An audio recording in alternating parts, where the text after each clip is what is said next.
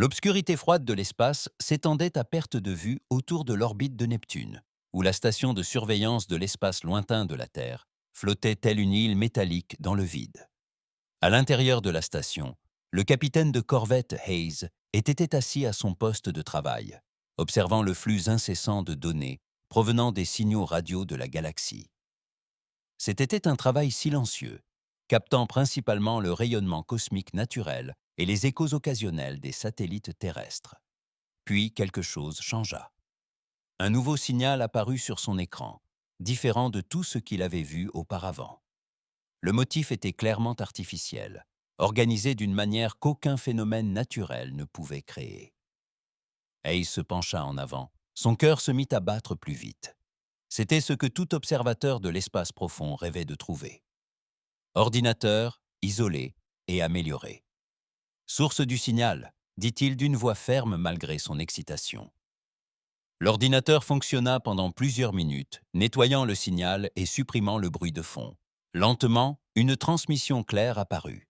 Hayes fixait l'écran, incrédule. Le signal contenait des séquences mathématiques, des cartes stellaires et ce qui ressemblait à des données vidéo. Hayes appela immédiatement son superviseur, le capitaine Ross, qui arriva quelques minutes plus tard. Ensemble, ils travaillèrent à décoder le message extraterrestre en utilisant les protocoles de traduction les plus avancés de la Terre. Ce qu'ils découvrirent fit pâlir les deux hommes. La transmission montrait un magnifique monde bleu-vert en orbite autour d'une étoile rouge. Des villes couvraient la surface, reliées par des autoroutes fluides et parsemées de parcs et de jardins. Les êtres qui y vivaient avaient une apparence presque humaine, mais avec des membres plus longs et de grands yeux doux. Ils se déplaçaient avec grâce et semblaient vivre en harmonie avec leur environnement. Mais le calme des lieux se transformait vite en horreur. D'énormes vaisseaux noirs apparurent dans le ciel au-dessus du monde extraterrestre. Ces vaisseaux étaient laides et anguleux, conçus pour la guerre plutôt que pour la beauté. Ils ouvrirent le feu sans prévenir, réduisant les villes en flammes et en ruines. Les extraterrestres tentèrent de riposter avec leurs propres vaisseaux, mais ils étaient clairement conçus pour l'exploration et le commerce, et non pour le combat. La transmission montrait des familles courant dans des rues en flammes, des parents portant leurs enfants tandis que des bâtiments s'effondraient autour d'eux. La flotte de défense extraterrestre tentait de protéger les vaisseaux d'évacuation, mais les vaisseaux attaquants les détruisirent sans difficulté. Ce fut un massacre. Puis vint le moment où Hayes et Ross comprirent pourquoi ce message avait été envoyé sur Terre. Un extraterrestre apparut, visiblement d'une espèce pacifique. Malgré des blessures évidentes, l'être parla directement à la caméra. Le logiciel de traduction de l'ordinateur fonctionna progressivement, convertissant le langage extraterrestre en texte anglais.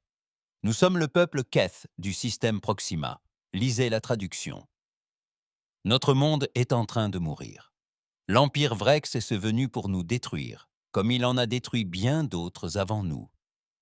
Nous adressons ce message à tous ceux qui pourraient l'entendre, en particulier à l'espèce humaine, originaire de la Terre. Hayes et Ross échangèrent un regard stupéfait. Les extraterrestres connaissaient l'existence de la Terre. Le Keth poursuivit. Nous avons entendu des histoires sur votre espèce à travers les réseaux de communication de la galaxie, des histoires d'une espèce qui se bat non pour la conquête, mais pour la protection des autres. Nous ignorons si ces histoires sont vraies, mais nous n'avons aucun autre espoir. Nos enfants meurent, notre monde brûle. Si vous entendez ce message, aidez-nous. Nous offrons tout notre savoir, toutes nos ressources, toute notre amitié à quiconque se dressera à nos côtés contre ce mal. Le message montrait d'autres scènes de destruction. Des soldats Vrex, grands et vêtus d'armures sombres, traquaient que les civils de Keith dans les rues. Ils semblaient prendre plaisir à la peur qu'ils inspiraient, tuant souvent alors qu'ils auraient pu simplement capturer. Les Vrex ne se contentaient pas de conquérir le monde Keth, ils savouraient sa destruction. Le capitaine Ross contacta immédiatement le commandement terrestre. Moins d'une heure plus tard, l'amiral Morgan, chef du commandement de la défense stellaire de la Terre, visionnait la transmission dans son bureau de la base Luna. Il était accompagné des dirigeants des principaux gouvernements de la Terre, tous connectés par une liaison vidéo sécurisée. La salle était silencieuse, tandis qu'ils regardaient le message Keth. Certains dirigeants détournèrent tant le regard lorsque les images montrèrent soit des enfants Keth séparés de leurs parents. D'autres serraient net les poings, tandis que les soldats Vrex détruisaient hôpitaux et écoles sans raison militaire. À la fin du message, le président Carter de la Fédération nord-américaine prit la parole le premier. Comment savons-nous que c'est réel? Cela pourrait être une sorte de test ou de piège. Le général Liu, de l'Alliance asiatique, secoua la tête. Nos capteurs spatiaux confirment la présence d'importantes signatures énergétiques dans le système Proxima. Il s'y passe quelque chose d'important. Amiral, Morgan afficha des données supplémentaires sur son écran. Nous suivons des signaux inhabituels en provenance de cette région depuis des semaines. Les schémas correspondent à ce que nous observons dans cette transmission. C'est réel. Le débat qui suivit fut intense. La Terre avait passé des décennies à renforcer ses défenses spatiales, mais toujours avec l'objectif de protéger son système d'origine. S'engager dans une guerre extraterrestre aurait signifié exposer les capacités militaires de la Terre à des ennemis inconnus. Mais une seconde transmission arriva. Celle-ci était différente. Elle montrait un commandant Vrex se tenant au-dessus des prisonniers Ketz. L'extraterrestre était immense, près de 2,50 m, avec une peau grise et épaisse et de petits yeux cruels.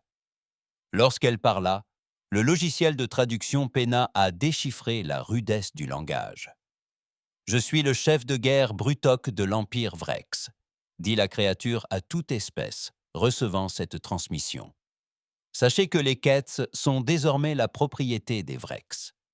Toute tentative d'entraver notre conquête entraînera la destruction complète de votre monde natal et l'asservissement de votre peuple. Le chef Vrex s'empara d'une des prisonnières Keth, une jeune femelle à peine adulte. Nous avons conquis 46 espèces avant ces pathétiques Ketz. Nous en conquérirons 46 autres après eux. Si vous tenez à votre vie, vous ne défierez pas la puissance de l'Empire Vrex. Puis, pour prouver son point de vue, Brutok exécuta la jeune prisonnière Keth devant la caméra. La transmission s'interrompit, laissant les dirigeants de la Terre dans un silence stupéfait.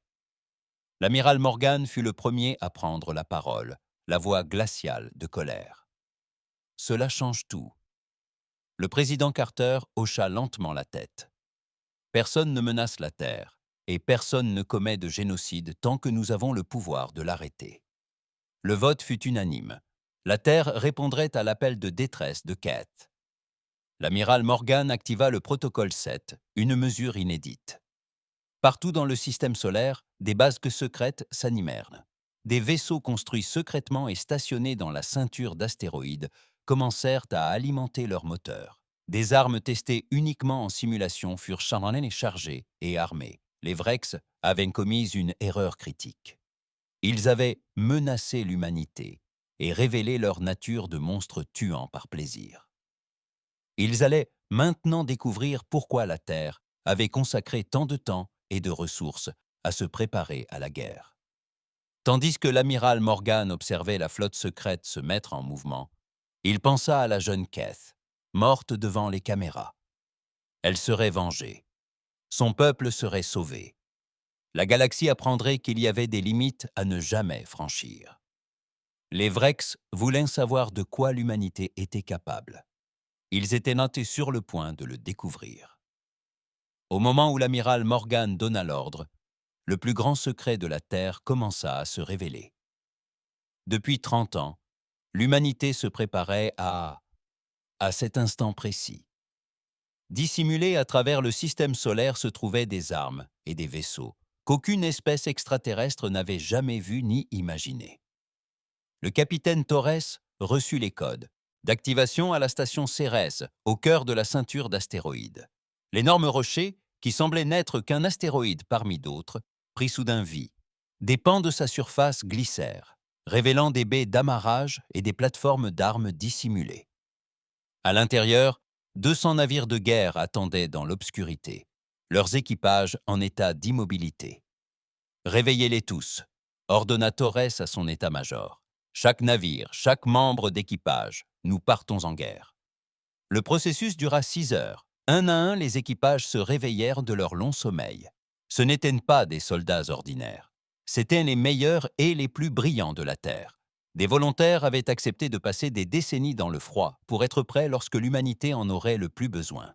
Le commandant Wells fut le premier capitaine de vaisseau à se déclarer prêt. Son vaisseau, le Thunderstrike, était un chef-d'œuvre d'ingénierie humaine.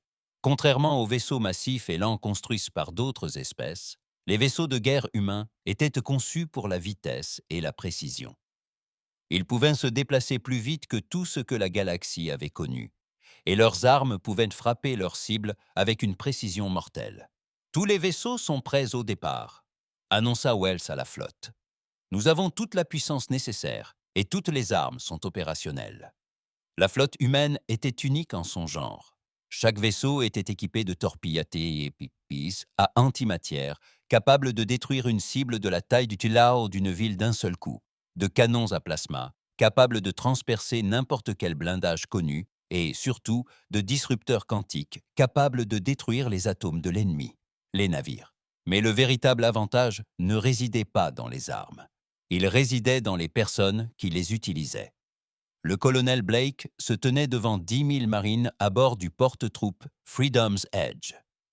Ces soldats s'étaient entraînés toute leur vie d'adulte pour ce moment.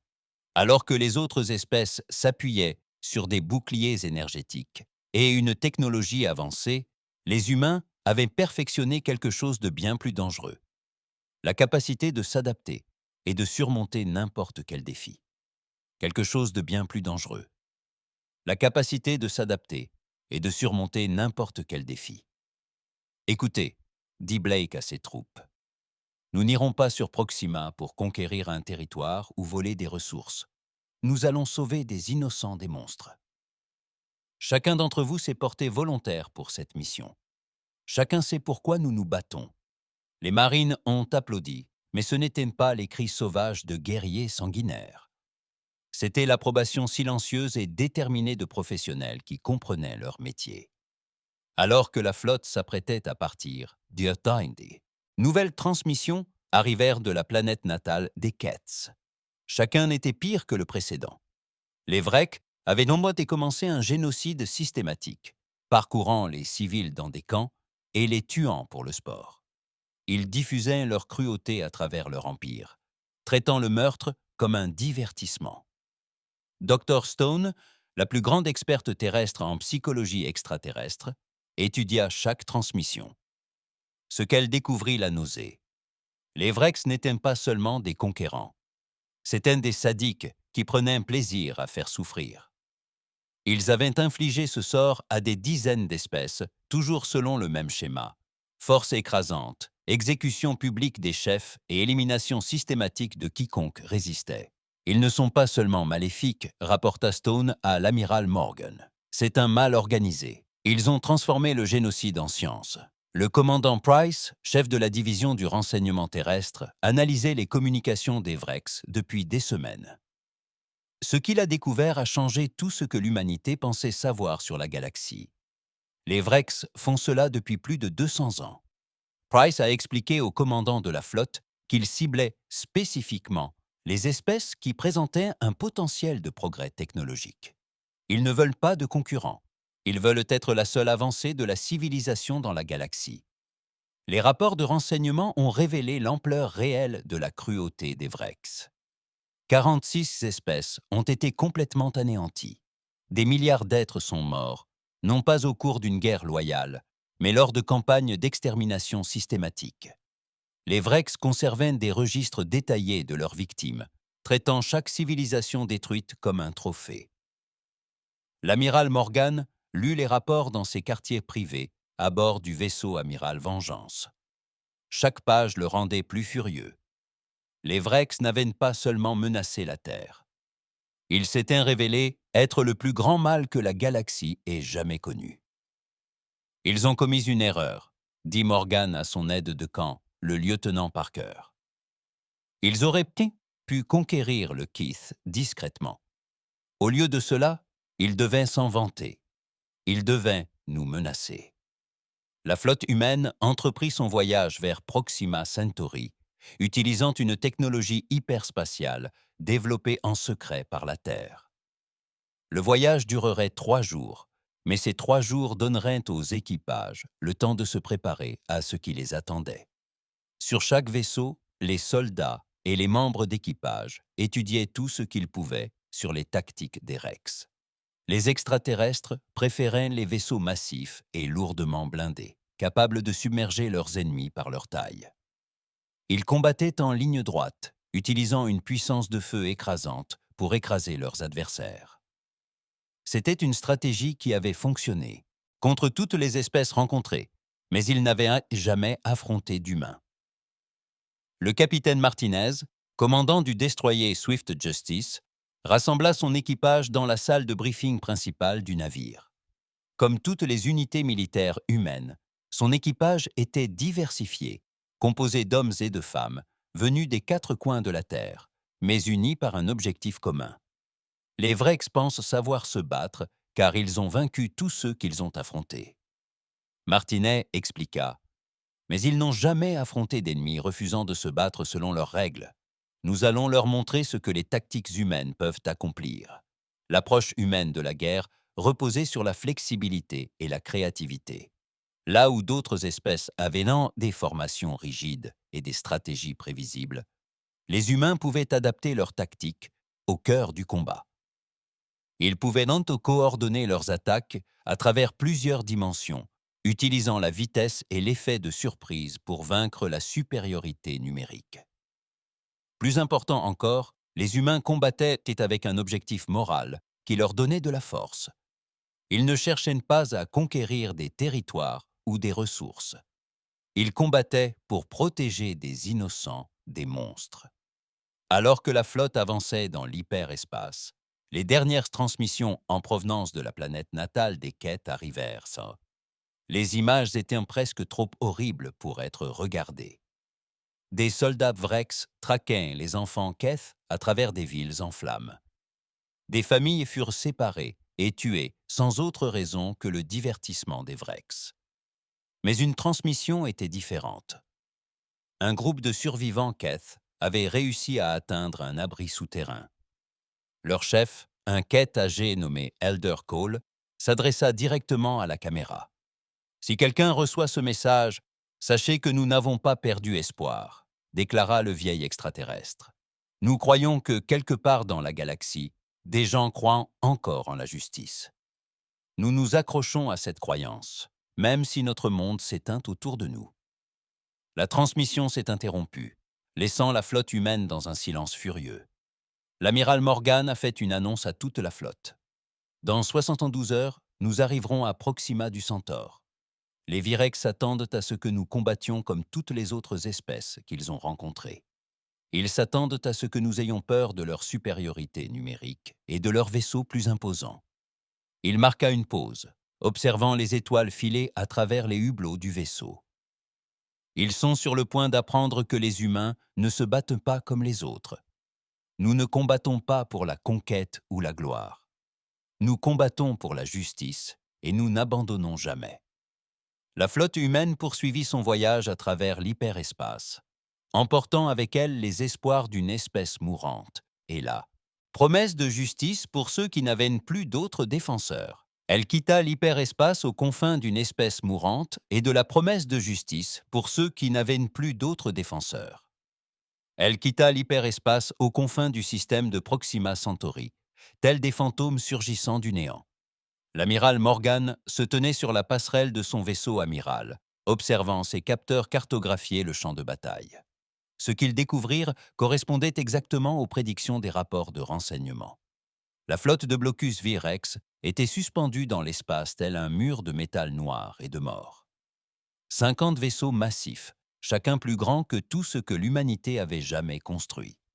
Ils étaient disposés en une ligne parfaite, leurs armes pointées vers le système intérieur, où la planète natale de Keth brûlait sous des bombardements constants. « Impressionnant », déclara le commandant Wells depuis sa station tactique. Ils ont vraiment le sens de la déclaration. L'amiral Morgan observa la formation ennemie d'un œil froid. Les Virex n'avaient visiblement jamais combattu un ennemi maîtrisant la guerre spatiale moderne. Leurs vaisseaux étaient disposés en ligne droite, offrant une zone cible maximale à toute force d'attaque. Alignés en ligne droite, ils offraient une zone d'attaque maximale à toute force d'attaque. C'était une formation conçue pour intimider par sa taille, et non pour combattre efficacement. Envoyez d'un message à tous les vaisseaux, ordonna Morgan. Schéma d'attaque Delta. Je veux une formation déployée. Montrez à ces extraterrestres à quoi ressemblent les tactiques humaines. La flotte humaine se dispersa en 3 dimensions, tel un banc de poissons fuyant un prédateur. Les Vrex s'attendaient à affronter une autre espèce qui approcherait en formation ordonnée, s'affrontant vaisseau contre vaisseau dans un combat honorable. Au lieu de cela, ils se retrouvèrent face à un ennemi aux mouvements inédits. Le capitaine Martinez, à bord du Swift Justice, mena la première vague d'attaque. Son destroyer, accompagné de 20 autres navires d'attaque rapide, arriva au-dessus de la formation Vrex à vitesse maximale.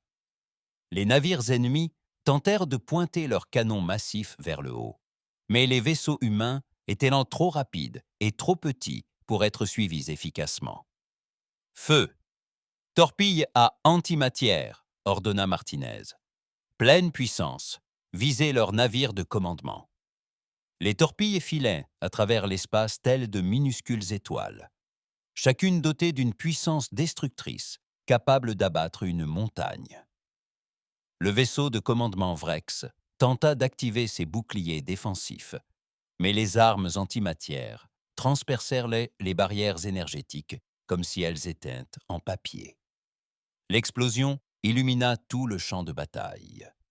Là où se trouvait le vaisseau amiral Vrex, on voyait désormais une masse de gazette de débris en expansion. La flotte ennemie, si intimidante quelques instants auparavant, parut soudain vulnérable et désorientée. Le chef de guerre Brutok, commandant les forces Vrex depuis son cuirassé personnel, regarda stupéfait son plus puissant vaisseau disparaître. En 2 siècles de conquête, aucun ennemi n'avait jamais détruit un vaisseau Vrex aussi rapidement et aussi complètement. « Ripostez !» hurla-t-il à ses officiers d'acropolis d'armes. « Détruisez-les tous !»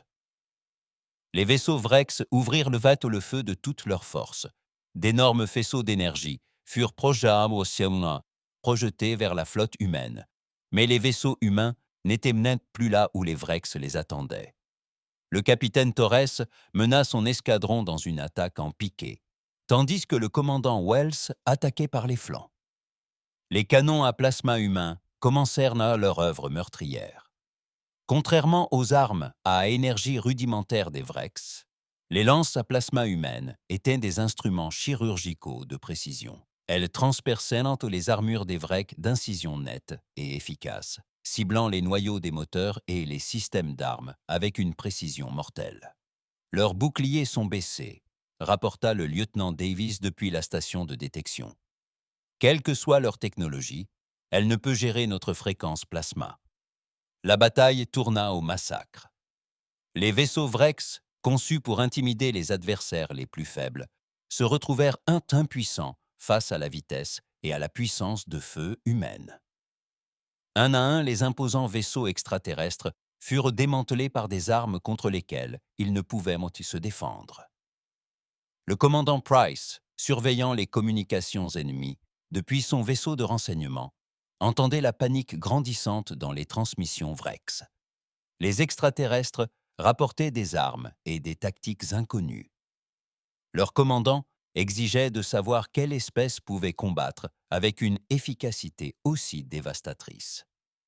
Ils ne sont absolument pas préparés à cela, rapporta Price à l'amiral Morgan. Toute leur doctrine militaire repose sur l'écrasement d'adversaires plus faibles. Amiral Morgan. Toute leur doctrine militaire repose sur l'écrasement d'adversaires plus faibles. Ils n'ont jamais affronté personne capable d'égaler leur puissance de feu. Les Vrex ont tenté d'adapter leur tactique, mais il était trop tard. Les vaisseaux humains se déplaçaient en essaim coordonné, attaquant de plusieurs directions à la fois. Chaque fois que les Vrex se tournaient pour affronter une menace, une autre surgissait de leur angle mort. Le capitaine Ross, commandant le croiseur lourd Thunder, menait son navire directement au centre de la formation ennemie. Ses canons tiraient sans interruption, abattant les vaisseaux Vrex des deux côtés sur son passage. C'était une manœuvre qu'aucune autre espèce n'aurait tentée, mais les vaisseaux humains étaient conçus précisément pour ce type de tactiques agressives. « C'est trop facile », murmura Rossi à son officier d'armement. « Ils se battent comme s'ils étaient encore à l'âge de pierre. » En 2 heures, toute la flotte de Blocus Vrex fut détruite. 50 vaisseaux qui avaient terrorisé la galaxie pendant des décennies n'étaient plus que des débris flottant dans l'espace. Les pertes humaines furent minimes. 3 vaisseaux légèrement endommagés et moins de 50 blessés. Puis, un événement inattendu se produisit. Une transmission provenait des forces Vrex survivantes près du monde natal des Quêtes. Le chef de guerre Brutok en personne apparut à l'écran, la peau grise pâle sous le choc. Vaisseau humain inconnu, le logiciel de traduction traduisit ces paroles en anglais. « Je suis le chef de guerre Brutok de l'Empire Vrex. Vous avez démontré une supériorité militaire. Conformément aux lois de la guerre, j'offre la reddition de toutes les forces Vrex de ce système. » L'amiral Morgan fixait l'écran, incrédule. Le commandant Wells, debout à ses côtés, semblait tout aussi perplexe. « Il se rend ?» demanda Wells. Après, qu'ont-ils fait aux Quêtes ? La transmission Vrex continua. « Nous offrons des traités de tribu et de non-agression.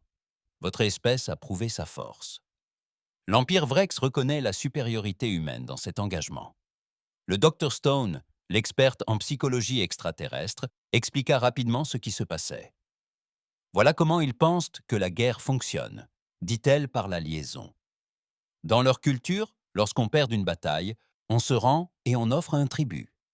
Ils attendent de nous que nous acceptions leur soumission et que nous les laissions tranquilles. » L'amiral Morgan sentit une rage froide monter en lui. Le chef Vrex parlait comme si le massacre systématique de milliards d'êtres n'était qu'un jeu dont les règles devaient être respectées par tous. « Il pense que nous allons simplement accepter sa reddition et partir, » dit Morgan à voix basse. « Il pense que nous allons les laisser conserver leur empire et poursuivre leur génocide. » L'amiral ouvrit un canal pour répondre à la transmission Vrex. Lorsqu'il parla, sa voix était calme, mais imprégnée d'une autorité absolue. « Chef de guerre Brutok, ici l'amiral Morgan de la flotte de défense terrienne. Vous avez mal compris la situation. Nous ne sommes pas ici pour démontrer notre supériorité militaire. Nous ne sommes pas ici pour accepter notre supériorité militaire. Nous ne sommes pas ici pour accepter votre reddition et négocier des traités. » Il marqua une pause, s'assurant que ses paroles étaient correctement traduites. « Nous sommes ici pour la justice. Nous sommes ici parce que vous avez assassiné des innocents pour votre propre plaisir. Nous sommes ici parce que vous avez menacé notre monde et notre peuple. La reddition ne vous sauvera pas des conséquences de vos actes. » L'expression du chef Vrex passa, de la confusion à une expression proche de la peur. « Je ne comprends pas. Nous avons obéi aux lois de la conquête. Nous avons été vaincus, alors nous capitulons. C'est ainsi que fonctionne la guerre. » La réponse de l'amiral Morgan fut transmise sur toutes les fréquences Vrex, garantissant que chaque extraterrestre du système puisse l'entendre clairement. « Vous allez apprendre que les humains ne combattent pas selon vos règles. Nous ne combattons pas pour la conquête ou le territoire. Nous combattons pour la justice, et la justice exige que vous payiez pour chaque vie que vous avez ôtée. » La transmission du vaisseau de commandement Vrex devint silencieuse. Le chef de guerre Brutok fixait son écran de communication, essayant de comprendre ce que l'amiral humain venait de lui dire. Pour la première fois de sa longue carrière de conquête et de meurtre, Brutok ressentit quelque chose qu'il n'avait jamais éprouvé auparavant. Peur réelle d'un ennemi insaisissable, incorrigible et inintimidable. La flotte humaine avançait vers la planète natale des Quêtes, telle une force de la nature irrésistible. À mesure qu'ils approchaient de la planète en flammes, l'horreur des Vrex devint évidente. Ce monde autrefois magnifique était criblé de cratères suite aux bombardements orbitaux. Des cités millénaires n'étaient plus que décombres et cendres. L'amiral Morgan, debout sur sa passerelle, observait la destruction à travers les capteurs du vaisseau. Sa mâchoire était serrée par une fureur contenue. Les Vrex n'avaient pas seulement conquis ce monde, ils avaient systématiquement détruit tout ce qui le rendait beau.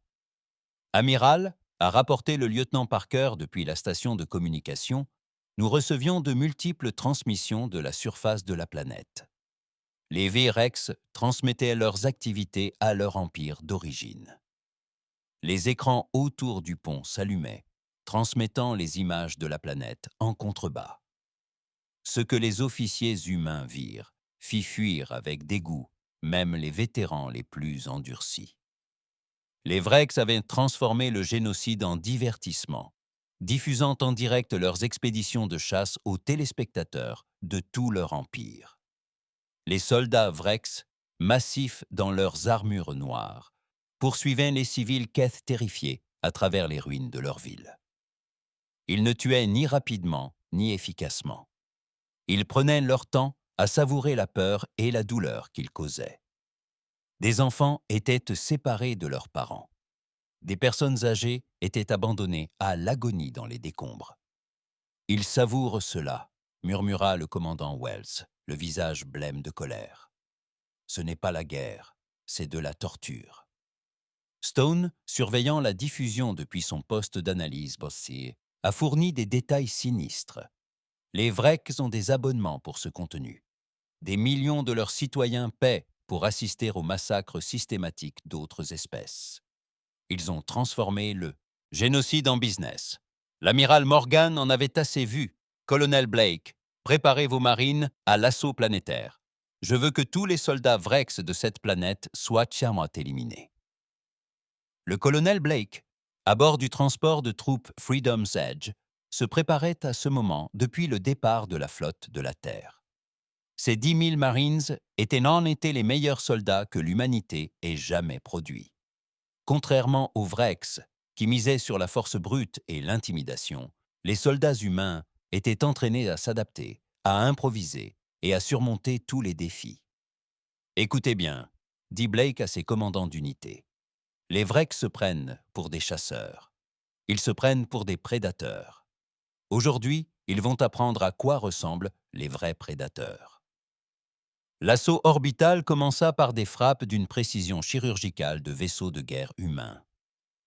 Au lieu du bombardement de zones rudimentaires utilisées par les autres espèces, les humains employèrent des armes cinétiques ciblées, capables d'éliminer des bâtiments spécifiques tout en laissant intactes les structures avoisinantes. Le capitaine Rodriguez observait Vrex depuis son vaisseau de commandement. Les positions militaires disparaissaient sous les frappes précises. Tours de garde, dépôts d'armes et centres de commandement furent détruits avec une précision extrême, tandis que les camps de réfugiés de Keth, à quelques mètres de là, restaient totalement épargnés. « Comment font-ils ça ?» demanda un officier Vrex capturé, qui surveillait les communications humaines. Son traducteur avait du mal à saisir le concept d'une guerre aussi précise. Dans la doctrine militaire Vrex, pour détruire une cible, il suffisait de détruire tout ce qui se trouvait à proximité. La véritable terreur des épaves commença lorsque des marines humains débarquèrent à la surface. Le capitaine Martinez mena la première vague. Ses soldats, se déplaçant à travers les ruines urbaines avec la grâce fluide de prédateurs nés, avaient étudié le terrain depuis l'orbite, planifié leurs itinéraires et coordonné leurs attaques avec une précision militaire. Les forces Rex au sol étaient habituées à traquer des civils sans défense. Lorsqu'ils se retrouvèrent soudain traqués par des soldats humains, leur vision du monde s'effondra. Les humains se déplaçaient à travers la ville détruite tels des fantômes, surgissant de nulle part pour éliminer les patrouilles Rex, puis disparaissant avant l'arrivée des renforts. Le sergent Thompson et son escouade démontrèrent pourquoi les humains étaient considérés comme des prédateurs suprêmes sur leur planète natale. Ils utilisaient les décombres et les bâtiments détruits comme couverture, se déplaçant en milieu urbain comme pour anticiper chaque mouvement des Vrex. Lorsque les soldats Vrex tentèrent de tendre des embuscades, ils découvrirent que les humains les avaient déjà pris en tenaille et pris des positions supérieures. « Ils se battent comme des démons », rapporta un soldat Vrek à son commandant. « Ils surgissent de l'ombre, frappent sans prévenir et disparaissent avant que nous puissions réagir. Nos armes ne les trouvent pas, mais leurs armes nous trouvent toujours. » Les Vrex tentèrent d'adapter leur tactique, mais ils combattaient un ennemi qui avait passé des siècles à perfectionner le combat urbain. Chaque soldat humain portait des armes conçues pour le combat rapproché en espace confiné. Ils se déplaçaient en petites équipes coordonnées, capables de se soutenir mutuellement, tout en restant quasiment invisibles aux capteurs ennemis. Lorsque les Virex tentèrent d'utiliser des civils Kett comme boucliers humains s'attendant à ralentir l'avancée humaine, ils découvrirent quelque chose qui les horrifia encore plus que les prouesses militaires humaines. L'humanité avait passé des décennies à développer des armes non létales, spécifiquement pour les prises d'otages. Le capitaine Lee et son équipe tactique déployèrent des disrupteurs soniques et des brouilleurs neuronaux capables de neutraliser les soldats Vrex sans blesser les prisonniers Keth qu'ils retenaient. Les extraterrestres se retrouvèrent inconscients au sol, tandis que leurs otages s'enfuirent indemnes. « Impossible », murmura le chef de guerre Brutok depuis son bunker de commandement, au plus profond de la Terre. Aucune espèce ne combat avec une telle précision. Comment peuvent-ils neutraliser nos soldats sans blesser les primitifs? Les Vrex ne comprenaient pas la réponse. Les armes humaines n'étaient même pas seulement conçues pour tuer des ennemis. Elles étaient conçues pour protéger des vies innocentes. Sans blesser les primitifs, les Vrex ne comprenaient pas la réponse. Les armes humaines n'étaient pas seulement conçues pour tuer des ennemis. Elles étaient conçues pour protéger des vies innocentes. Chaque pièce d'équipement portée par les soldats humains avait été créée dans le but de minimiser les pertes civiles tout en maximisant leur efficacité au combat. En 3 jours, la planète natale des Kett s'était libérée. Les soldats de Vrex, qui terrorisaient la population quelques jours auparavant, étaient désormais prisonniers, attendant d'être transférés vers des centres de détention. Ceux qui s'étaient rendus rapidement étaient traités selon les lois de la guerre. Ceux qui avaient continué à assassiner des civils jusqu'au bout étaient immédiatement traduits en justice militaire. L'ancien Cole, le chef Keth, qui avait envoyé la dernière transmission demandant de l'espoir, sortit de son abri souterrain et trouva des soldats humains distribuant nourriture et fournitures médicales aux survivants Keth. Le vieil extraterrestre avait du mal à croire ce qu'il voyait. « Vous êtes arrivé », dit-il au colonel Blake, les larmes aux yeux. « Quand tout espoir était perdu, vous êtes venu nous sauver. » Blake observa la ville détruite, les familles Keth réunies, les médecins humains soignant les civils blessés. « Nous n'abandonnons pas ceux qui demandent de l'aide », répondit-il simplement. Mais la libération d'un monde n'était pas la fin. Les renseignements recueillis auprès des Vrex capturés révélèrent la véritable étendue de leur empire. 47 espèces conquises, des milliards d'êtres vivant sous une oppression brutale. D'autres flottes de conquête se dirigeaient déjà vers d'autres cibles. Le Dr Stone présenta son analyse à l'amiral Morgan dans ses appartements privés. Les données étaient accablantes. L'Empire Vrex s'étendait sur des dizaines de systèmes stellaires. Leurs forces militaires se comptaient par millions. Leur génocide systématique durait depuis plus de 2 siècles. Un monde sauvé, des dizaines d'autres souffrent encore, conclut Stone. L'Empire Vrex est vaste, amiral. Ce n'était qu'une infime partie de leurs opérations. L'amiral Morgan étudia les cartes stellaires indiquant le territoire de Vrek. Chaque point rouge représentait un monde sous occupation extraterrestre. Chaque point symbolisait des milliards d'êtres vivant dans la terreur et l'oppression. L'amiral prit une décision qui allait changer le cours de l'histoire galactique. Il activa son système de communication et envoya un message au commandement terrestre, avec copie à tous les vaisseaux de sa flotte. « Commandement terrestre, ici l'amiral Morgan. La planète natale des Ketts a été libérée, mais notre mission n'est pas terminée. L'Empire Vrex représente une menace pour toutes les Est et les espèces pacifiques de la galaxie. Je demande l'autorisation complète de traquer et de détruire tous les moyens militaires Vrex, où qu'ils se trouvent. La réponse de la Terre est arrivée en quelques heures. L'image du président Carter est apparue sur l'écran de Morgan, entouré des dirigeants de tous les grands gouvernements terriens. Autorisation accordée, amiral. Les ressources de la Terre sont à votre disposition. Traduisez ces monstres en justice. L'amiral Morgan observait les étoiles, sachant que quelque part parmi elles, des milliards d'êtres innocents attendaient d'être secourus. La flotte humaine ne rentrerait pas chez elle. Elle traquerait plutôt le plus grand mal que la galaxie ait jamais connu. Ce qui suivit ne fut pas une guerre au sens traditionnel du terme. Il s'agissait d'un démantèlement systématique du plus grand mal que la galaxie ait jamais connu. L'amiral Morgan et sa flotte lancèrent une campagne qui resterait gravée dans les mémoires pendant des millénaires, comme le moment où la justice fut enfin rendue aux étoiles. La stratégie humaine était sans commune mesure avec tout ce que les Vrex avaient d'inconnu.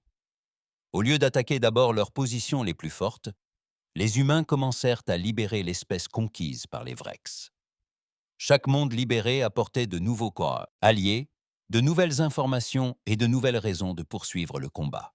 Le premier monde libéré après celui des Ketts était habité par les Tal, une espèce pacifique de traîtres réduits en esclavage depuis 50 ans. Lorsque des vaisseaux humains apparurent dans leur système, la garnison Vrex prit la fuite sans combattre. Ayant entendu parler de la destruction de la flotte de Blocus de Proxima, elle refusa d'affronter des armes humaines. Le capitaine Torres dirigea la force de libération. Ces vaisseaux arrivèrent et découvrirent des civils de la Tal enchaînés dans des camps miniers, contraints d'extraire des minéraux rares pour la machine de guerre Vrex. La vue de familles séparées et d'enfants travaillant dans des conditions dangereuses insuffla aux équipages humains une détermination renouvelée. « Libérez-les tous », ordonna Torres à ses marines, « et apportez-moi toutes les données sur les opérations des Vrex dans ce secteur. » Le TAL fournissait des informations détaillées sur les lignes de ravitaillement, les réseaux de communication et les positions militaires des Vrex. Contrairement aux Vrex, qui régnaient par la peur et maintenaient leurs sujets dans l'ignorance, les humains partageaient leurs connaissances tactiques avec chaque espèce libérée. L'ancien Ven, chef du peuple Tal, se tenait devant le capitaine Torres, les larmes aux yeux. Pendant 50 ans, nous avons cru que personne dans la galaxie ne se souciait de nos souffrances. Nous pensions être oubliés. Torres observait les familles Tal réunies, les enfants enfin libérés des camps miniers. Personne n'est oublié. Personne n'est abandonné. Ce n'est pas ainsi que fonctionnent les humains. Le schéma se répétait dans des dizaines de systèmes stellaires. Des forces humaines arrivaient, éliminaient rapidement les ressources militaires Vrex, puis travaillaient avec les populations locales pour restaurer leur gouvernement et leur défense. Chaque monde libéré devenait une base pour de nouvelles opérations contre l'Empire Vrex. Mais les humains ne menaient pas seulement une campagne militaire. Ils menaient une guerre totale contre l'idée même que le plus fort fait le droit. Dr Stone a collaboré avec des espèces libérées pour documenter chaque atrocité des Vrex. Les preuves étaient accablantes. Des milliards d'êtres avaient été assassinés pour le divertissement. Des civilisations entières avaient été anéanties sans autre raison que le simple divertissement des Vrex. La cruauté systématique dépassait tout ce que la galaxie avait connu auparavant. Commandant Price établit des réseaux de communication permettant au monde libéré de se coordonner. Pour la première fois depuis des siècles, les victimes de l'oppression Vrex purent partager des informations et œuvrer ensemble à la réalisation de leur objectif commun, la liberté. L'Empire Vrex commença à s'effondrer, non seulement à cause de la défaite militaire, mais aussi à cause de la rébellion de ses propres sujets. À mesure que la nouvelle des victoires humaines se répandait, les espèces conquises se soulevèrent contre leurs oppresseurs. Les Vrex se retrouvèrent à combattre simultanément sur des dizaines de fronts. Le chef de guerre Brutok, désormais à la tête de la défense des systèmes du Corse Vrex, assista à l'effondrement de son empire sur les écrans stratégiques de son centre de commandement. Les mondes affichaient des signaux d'alarme rouge, les forces Vrex étant soit détruites, soit contraintes de battre en retraite. Comment est-ce possible ? Demanda-t-il à ses conseillers. Nous régnons sur la galaxie depuis 2 siècles. Nous sommes la force militaire la plus puissante de l'espace connu. Son chef d'état-major, un vétéran marqué par des dizaines de conquêtes, examinait les rapports tactiques avec un désespoir grandissant. Les humains combattent différemment de toutes les espèces que nous avons rencontrées. Ils ne cherchent pas à dominer les mondes qu'ils libèrent. Ils les rendent à leurs habitants d'origine, puis passent à la cible suivante. Brutok étudia les rapports pour tenter de comprendre cette logique extraterrestre. Ils ne tirent aucun profit de ces victoires, aucun tribut, aucune expansion territoriale, rien, chef de guerre. Ils semblent motivés par des concepts que nous ne comprenons pas. Ils appellent cela la justice. La flotte humaine, désormais renforcée par des vaisseaux venus de dizaines de mondes libérés, poursuivait sa progression inexorable vers le cœur de l'Empire Vrex. Chaque victoire apportait de nouveaux alliés et de nouvelles preuves des crimes des Vrex contre la vie consciente. Le capitaine Martinez, désormais à la tête d'un escadron mixte de vaisseaux humains et extraterrestres, mena l'assaut contre l'académie militaire Vrex sur Thor Prime. Le complexe avait servi à former des officiers Vrex à l'art du génocide systématique. Lorsque les forces humaines ont pris d'assaut le complexe, elles ont découvert des archives détaillées de toutes les atrocités commises par l'Empire. Ils ont tout enregistré, a rapporté le sergent Davis en examinant les dossiers saisis. Chaque meurtre, chaque monde détruit, chaque acte de cruauté. Ils étaient fiers de ce qu'ils avaient accompli. Les preuves furent transmises à tous les mondes de la galaxie. Des espèces qui n'avaient jamais entendu parler des Vrex comprirent soudain l'ampleur du mal qui opérait dans leur région de l'espace. L'opinion publique galactique se retourna résolument contre l'Empire. La fin ne survint pas lors d'une bataille navale massive, mais lors du siège de la planète natale des Vrex. L'amiral Morgan mobilisa toute sa force vers le système lourdement défendu, mais n'attaqua pas immédiatement. Il proposa plutôt les mêmes conditions que les Vrex avaient accordées à des dizaines d'espèces au fil des siècles. Peuple de l'Empire Vrex, la transmission de Morgan fut diffusée sur toutes les fréquences. Vos forces militaires sont vaincues, votre gouvernement est dissous. 2 choix s'offrent à vous. La reddition totale et l'acceptation de la justice pour vos crimes, ou la destruction totale de votre civilisation. La réponse des dirigeants Vrex fut une négociation acharnée. Ils proposèrent des concessions territoriales, le paiement d'un tribut et même la restitution de certains mondes conquis. Ils promirent de réformer leur empire et de traiter les autres espèces avec respect. La réponse de l'amiral Morgan fut diffusée à tous les mondes de la galaxie. La justice n'est pas négociable. La responsabilité n'est pas facultative. Les victimes de vos crimes méritent sans doute mieux que des promesses de leurs meurtriers. Le siège dura 3 mois. La planète natale des Vrex, autrefois centre d'un empire s'étendant sur des dizaines de systèmes stellaires, se retrouva complètement isolée. Aucun vaisseau ne pouvait y entrer ni en sortir. Aucun ravitaillement ne pouvait atteindre la surface. La population, qui s'était engraissée des souffrances des autres espèces, commença à souffrir de la faim pour la première fois depuis des siècles. Lorsque la reddition eut finalement lieu, elle ne fut pas le fait du gouvernement ni des chefs militaires. Elle fut le fait du peuple Virex lui-même, qui avait constaté les preuves des crimes de son empire et ne pouvait plus soutenir le système qu'il avait enrichi par le génocide. Les procès qui suivirent établirent une nouvelle norme de justice galactique. La guerre Vrex. Les criminels furent tenus responsables de chaque atrocité, les preuves étant soigneusement présentées et le jugement rendu selon les normes juridiques les plus strictes. Le processus prit des années, mais il permit de rendre hommage à chaque victime et de reconnaître chaque crime. L'Empire Vrex cessa d'exister. Son armée fut dissoute, ses armes détruites et son territoire divisé entre les espèces qu'il avait opprimées.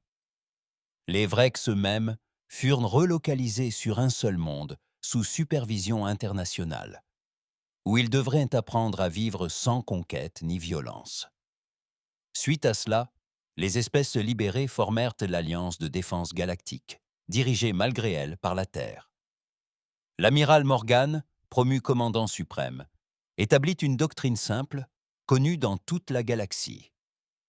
Toucher l'innocent, assumer les conséquences.